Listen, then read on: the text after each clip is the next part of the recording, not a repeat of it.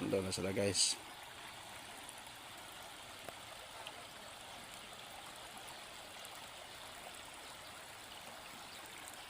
Yung mga nangangantolya. Sumunod sila sa amin. Doon lang yun sila sa baba.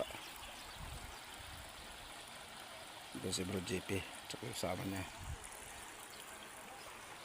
Ito si Yoso po. Naghahanap sila, naghahanap. Yan dyan mga guys. Yan Tibagdayan. Dyan kami madalas dati kumukuha ng mga pangontra. Sa Mutya na rin. May bahay pala yan sa taas. Hindi kasi mapansin dati, masukal yan dati dyan eh. Yan o. Tsaka dito madalas maraming naliligo. Yan. Maganda kasi maligo dito mga guys pag galing sa baha kasi malinis ang tubig.